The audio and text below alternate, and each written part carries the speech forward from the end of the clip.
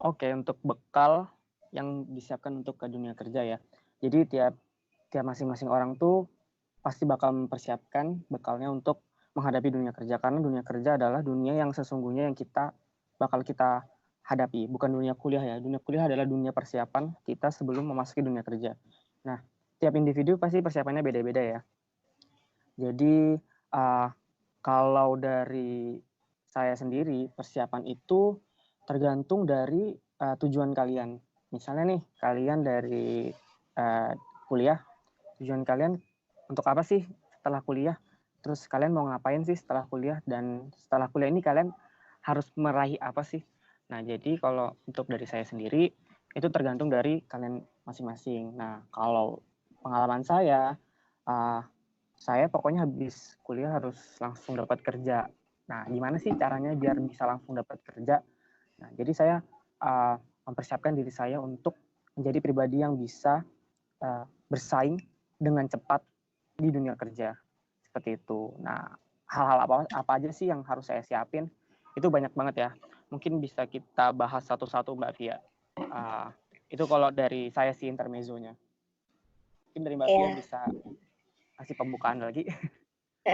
ya oke. Jadi kalau si Fahri ini kan dia tahu nih orientasinya dia setelah lulus mau apa, langsung mau kerja gitu kan. Nah, kalau saya agak sedikit berbeda sebenarnya. Jadi kalau saya sendiri karena saya merasa kayaknya masih banyak yang kurang gitu dari diri saya untuk masuk ke dunia kerja. Jadi kayaknya harus ada yang diimprove dulu nih dari saya pribadi, apa sih gitu. Soalnya kayaknya dunia kerja itu bukan main-main kan. Kalau misalnya kita kuliah, oke, kita masih bisa ngandalin temen. Tapi kalau kerja, tanggung jawab itu kita sendiri gitu yang pegang. Nah, jadi makanya waktu pas lulus saya nggak langsung nyari kerja, jadi saya lebih milih misalnya saya masih kurang nih di komunikasi. Jadi saya cobalah cari organisasi eksternal yang kayak komunitas gitu, terus latihan, sosialisasi, terus komunikasi, ketemu sama orang-orang baru. Itu kalau salah satu poin saya sih waktu dulu pas baru lulus. Jadi sambil nunggu cari kerjaan juga dan nunggu panggilan kerja, jadi saya ikutan komunitas gitu. Lumayan sih itu bisa upgrade cara ngomong, minimal menambah kepedean kita gitu buat yang nggak confident dengan dirinya sendiri gitu. Mungkin lanjut Fari. Oke, bagus sih untuk Kak Via, bagus banget ya programnya. Kalau dari saya sih, menurut saya himpunan mahasiswa jurusan sudah cukup untuk melatih. As long as kita bisa menempatkan himpunan mahasiswa jurusan ini jadi wadah kita untuk lebih mengeksplor soft skill kita. Nah, jadi waktu itu saya, kalau saya nggak join organisasi ya Mbak Via, karena memang uh, saya kan bukan dari orang Samarinda, jadi saya harus bolak-balik pulang kampung gitu. Iya, Jadi, iya, iya. uh, nah jadi kalau saya sih karena saya waktu itu di HMJ gabung di divisi screen dan waktu itu screen juga lumayan hektik ya karena banyak banget yang harus kita lakukan karena kita mengajar. Waktu itu saya kebetulan sudah semester 3. Saya harus mengajar adik-adik semester 1 dan teman-teman di semester 3 juga. Nah, dari situ saya uh, belajar untuk berkomunikasi lebih baik karena saya mengajar di depan orang banyak. Terus juga saya uh, selain mengajar juga saya juga belajar cara menjelaskan, nggak cuma menjelaskan secara pelajaran ya, tapi juga menjelaskan secara uh, yang lain. Maksud saya kayak saya selama belajar saya juga berkomunikasi, saya bercerita. Jadi dari situ saya belajar untuk ngomong di depan umum. Nah, itu salah satu poin dari himpunan mahasiswa jurusan. Dan juga untuk masalah skill komunikasi, menurut saya di HMJ juga udah lumayan ya karena setiap divisi kan waktu di zaman saya di divisi saya sendiri kita juga sering rutin rapat. Nah, di rapat itu sendiri kita juga belajar untuk berani ngomong di depan umum meskipun itu adalah teman-teman kita sendiri, tapi itu juga salah satu dari pembelajaran untuk berani ngomong di depan umum seperti Iya, itu. betul. Mhm, setuju sih. Mungkin yang bikin kita agak beda tuh Fahri karena dirimu kan di screen ya, kalau saya kan di bendahara gitu. Iya Yang benar banget. dihadapin itu beda, kalau kamu bertemu dengan orang, Ah, kalau saya bertemu dengan uang, dengan uang. tapi uangnya orang gitu. Tapi sama kan sama-sama memanajemen ya. Jadi Yes, kan Mbak Fia betul, lebih ada bagus manajemennya. Ya, begitu. gitu sih. Jadi kalau memang untuk skill yang pertama pasti skill komunikasi ya karena uh, pasti ya dari semua interview kerja, dalam semua rekrutmen kerja pasti ada sesi interview. Nah, sesi interview ini bukan dilihat dari seberapa jago sih kita ngomong, tapi seberapa bagus sih kita menjelaskan dari setiap pertanyaan dan setiap jawaban yang kita punya. Jadi orang tuh dari interviewnya dilihat bagus atau enggaknya dari pengalaman, cara dia berbicara, dan cara dia menjelaskan dari jawaban tersebut. Jadi kalau untuk teman-teman semua, saya harap di himpunan kalian bisa lebih aktif, dan himpunan sendiri juga bisa lebih menjadi wadah untuk kalian untuk lebih mengasah soft skill kalian. Nah, banyak sih cara-cara untuk mengasah soft skill itu. Salah satunya mungkin dari himpunan sendiri bisa melakukan program-program kerja baru, terus project-project baru. Jadi ketika kalian membuat suatu project, kalian bisa ketemu satu sama lain. Bahkan sebagai contoh nih, saya sama Mbak Via sampai kami lulus kami nggak pernah teguran karena kami nggak pernah kenal, karena kami nggak pernah satu project. Kita baru ketemu pas di kantor dan baru itu kita ngobrol bareng. Dan ya karena kalau kita nggak pernah punya project bareng, saya yakin anak teknik kimia nggak bakal pernah ngomong satu sama lain. Jadi punya project pun itu juga jadi nilai plus ya, karena kalian bisa jelasin kalau kalian punya experience di project tertentu dan juga kalian bisa mengasah dari project itu. Kalian kenal orang baru, kalian bisa beradaptasi, kalian karena itu salah satu hal yang dicari di dunia kerja ya. Adaptasi adalah salah satu hal terberat ketika kalian bekerja, karena kalian bekerja, kalian bertemu orang baru, kalian bertemu senior yang berbeda-beda wataknya, jadi kalian bisa mudah beradaptasi karena kalian sudah terbiasa seperti itu. Gimana Mbak Fia? Iya, benar banget. Jadi kalau tadi kan sudah didapat poin satunya tuh komunikasi ya. Terus tadi kayaknya udah disinggung juga sama Fahri tentang apa tadi namanya yang terakhir itu? Apa ya, aku lupa. Ada yang nyimak. Tadi mau ngomong terus kayak langsung hilang gitu. Apa namanya adaptasi. Nah, Adaptasi jadi ya, benar. secara tidak langsung sebenarnya adaptasi itu sangat perlu. Kenapa? Karena jujur aja hampir di semua perusahaan, khususnya yang mencari orang yang bisa bekerja sama dengan tim, itu nyarinya orang yang bisa adaptasi dengan cepat. Adaptasinya tuh gimana? Bukan berarti kayak kamu langsung disuruh handle kerjaan gitu, baru masuk langsung handle kerjaan, gak gitu. Tapi maksudnya gimana kamu bisa bersikap sesuai dengan di mana kamu berada gitu. Jadi kalau di kerjaan itu penting sih. Jadi kalau di himpunan itu kalian ketemu sama misalnya yang D3 ketemu sama D4, padahal di kelas nggak pernah ketemu gitu kan. Sebenarnya itu lumayan bagus juga sebagai modal buat kalian belajar gimana sih cara adaptasi dengan lingkungan yang baru. Misalnya ada project A dengan project B, mungkin anak screen mungkin ikut programnya apa namanya bagian rohis atau apa kayak gitu kan pasti beda ya pengalamannya. Nah itu sih yang bisa dicatat juga poin pentingnya. Iya benar banget, karena kan dari HMJ sendiri kan kadang kita kalau sudah kaderisasi kita udah ke subdivisi masing-masing ya. Kadang kita cuma ketemu Betul. di project-project besar. Kayak kita zaman dulu mungkin cuma ada FK doang ya Mbak Via ya. Cuma itu doang Ya, program besar. benar. Event besarnya cuma FK. Mungkin kalau dari himpunan sekarang saya nggak tahu ya programnya. Kayaknya udah nggak ada FK sih. Cuma mungkin ada program yang lebih ini lagi ya. Terus juga untuk adaptasi sendiri yang tadi disinggung. Apalagi kalian bekerja, kalian nggak tahu nih nanti bakal bekerja bagian apa ya. Kalau kalian kerjanya mungkin di bank, mungkin kalau misalnya kalian kerja di bank mungkin oke, kalian cuma kerja di kantor, kalian cuma ketemu sama klien. Tapi kalau misalnya kalian kerja di lapangan, seperti saya dan Mbak Via, kita kerja di lapangan, kita pasti setiap hari bakal ketemu orang baru terus. Dan gimana sih Betul. caranya kita harus bisa, tiap ketemu orang harus bisa adaptasi. Dan itu salah satu hal yang sangat stressful ya. Apalagi saya ini bukan tipikal orang yang mudah berbaur. Itu jadi tantangan tersendiri. Tapi itu bukan berarti kalian tidak mudah berbaur, kalian sulit untuk beradaptasi. Itu tergantung dari keinginan kalian sendiri gitu. Jadi adaptasi itu perlu dan komunikasi juga perlu. Nah, komunikasi sendiri itu tiap orang cara mengasahnya beda-beda ya. Kalau dari saya sih kebetulan saya waktu kuliah saya sempat kerja di apotek, jadi di apotek saya ketemu dengan orang-orang banyak, saya belajar untuk ngomong juga, terus saya juga belajar di screen. Jadi saya punya modal cukup untuk belajar komunikasi lebih. Saya jujur saya nggak terlalu bagus untuk komunikasi sebelumnya, cuma di kuliah saya sadar bahwa saya harus jadi pribadi yang lebih baik, pribadi yang lebih siap di dunia kerja. Jadi saya memang mempersiapkan selama kuliah itu saya harus jadi pribadi yang siap untuk di dunia kerja seperti itu.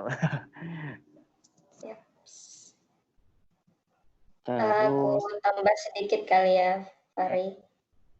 go ahead. Mungkin ada yang mau nanya dulu atau gimana? Yes, komunikasi dan adaptasi. Komunikasi, adaptasi. Tambahin sedikit deh, kalau adaptasi ini pasti hubungannya ke ujung-ujungnya ke diri masing-masing ya, itu attitude sih. Itu sebenarnya salah satu yang paling menurut saya itu nggak ada pendidikannya di kampus, tapi kalian bisa dapat itu di lingkungan sekitar kalian. Jadi yang bisa membentuk siapa kalian sekarang, yaitu cuma diri kalian sama orang-orang yang ada di sekitar kalian. Gitu. Sebenarnya itu paling kunci dari semua hal yang berhubungan dengan gak cuma dunia kerja, tapi juga di kehidupan setelah kuliah nanti gitu. Karena kalian bakal ketemu orang banyak, bakal menghadapi hal-hal yang belum pernah kalian lihat semenjak kalian kuliah gitu. Ya benar banget. Jadi saya mau nambahin dari Mbak Fia. Jadi tadi yang pertama ada komunikasi, yang kedua adaptasi, yang ketiga adalah attitude. Jadi untuk dunia kerja sendiri, selain ilmu yang kalian dapat di kampus, attitude juga salah satu hal yang sangat penting, karena banyak sekali lulusan dari kita sendiri, terutama teknik kimia Polri sendiri sih, yang lulusannya juga ketika lulus attitude-nya juga masih belum siap. Attitude sini bukan berarti dia kasar atau dia bertingkah buruk ya, enggak. Jadi attitude itu macam-macam ya. Saya ambil contohnya itu misalnya nih, sudah keterima kerja, sudah interview, sudah lolos, tapi nggak diambil dengan alasan yang tidak logis lah. Itu juga salah satu merefleksikan attitude kalian. Terus kayak misalnya nih, kalian sudah dapat kerja, oke, sudah enak, terus tahu-tahu kalian keluar dengan alasan yang sama, tidak logis juga. Itu juga salah satu menggambarkan attitude kalian. Karena attitude itu nggak, kalau attitude kalian jelek, bukan cuma kalian doang yang bakal dapat imbasnya, tapi juga jurusan kita. Ya, kalau untuk attitude sepertinya cukup sih, karena itu udah tadi cerita Fahri udah sangat mewakili sekali, karena jujur saya sendiri juga kenapa bisa kayak misalnya bisa ya alhamdulillah dapat pekerjaan gitu ya. Awalnya juga saya nggak mikir terus nggak mikir begitu rewardnya kok bisa masuk di ya bicaralah di perusahaan multinasional gitu. Saya nggak pernah kepikiran sama sekali untuk kerja di multinational company karena saya mikir itu terlalu cita-cita yang terlalu tinggi untuk saya pribadi. Iya, terlalu gitu. tinggi, benar. Ya, sampai akhirnya saya tanya nih ke rekruter, kenapa saya yang dipilih gitu, kenapa nggak yang lain? Padahal menurut saya yang lain itu masih lebih baik, lebih jago daripada saya gitu, baik secara komunikasi ataupun juga skill bahasa dan lain sebagainya. Dan terus beliau bilang kalau kamu itu punya attitude. Kalau attitude kamu itu punya nilai plus dibandingkan yang lain. Nah, yang beliau bilang itu adalah attitude itu nggak bisa dibentuk gitu aja, karena itu udah ada dari diri kita sendiri. Sedangkan kalau orang yang belum paham misalnya dengan suatu bidang atau job desk itu masih bisa dilatih. Jadi beliau tuh lebih memilih orang yang mau belajar dibandingkan orang yang sudah pintar tapi attitude-nya nggak bisa dirubah lagi gitu. Iya, benar Gitu banget Mbak sih. Fia. Oke, sampai sini mungkin ada yang mau bertanya atau kita ke bab lagi apa, sub pembahasan yang berikutnya. Jadi kayak kuliah. Oke, feel free Izin to bertanya, ask, Kak. teman-teman. Ya. Oke, go ahead. Nah, ini Kak, kan tadi ada beberapa poin tuh. Yang pertama masalah ini ya, masalah komunikasi. terus masalah menghadapi orang, itu komunikasi juga ya, sama adaptasi, yang terakhir attitude. Ada 3 itu Kak ya. Nah, kalau Iya, dari 3 ini kan yang paling susah banget dibentuk deh itu attitude Kak ya. Nah, iya. kira-kira dari kita nih teman-teman yang mungkin saya sendiri mungkin yang kurang banget ngerasa attitude-nya kurang banget, kira-kira cara memperbaikinya seperti apa ya Kak?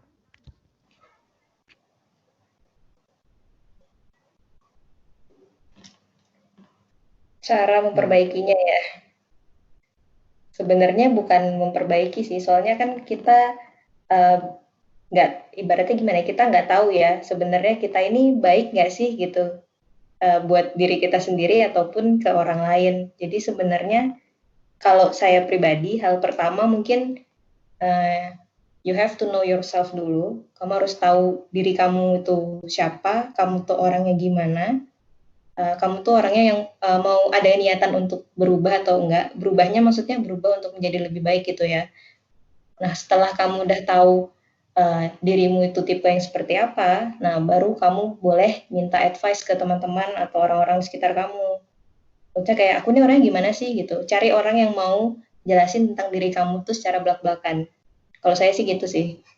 Jadi biar tahu oh aku itu minusnya itu ternyata misalnya ya gampang sensi gitu, gampang marah gitu. Atau ada juga kamu nih tipenya terlalu mendem sesuatu gitu. Jadi susah ditebak orangnya, mungkin kayak gitu. Atau apa ya? Kurang hiperaktif atau apa ya? Atau ya gitulah. Pokoknya itu salah satu contohnya gitu. Jadi mulai dari dirimu dulu, kamu cari tahu dulu sebenarnya kamu nih tipe yang gimana. Tapi saya yakin kok kalian pasti tahu diri kalian tuh mengarahnya kemana. Penyendiri kah atau sukanya rame-rame kah ya gitu. Mungkin Fari ada yang Ya, mau tambahkan? ya mungkin itu udah cukup sih Mbak Via. Jadi kayak memang lebih ke introspeksi diri masing-masing sih Jeffrey. Jadi kayak saya kurangnya di mana sih? Terus kira-kira menurut teman-teman saya gimana sih? Nah itu benar banget dari kata Mbak Via. Jadi emang kuncinya adalah kalian harus tahu diri kalian sendiri, you have to know yourself, and kalian juga harus minta advice dari teman-teman. Oke, itu udah menjawab sih.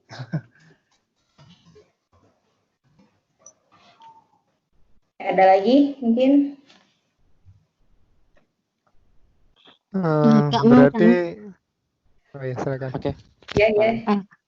kalau kan tadi yang kedua itu poinnya beradaptasi, sedangkan kita kan teamwork itu kan penting banget, tapi ada beberapa orang yang memang sulit untuk cepat beradaptasi, jadi harus kenal lama dulu baru bisa beradaptasi.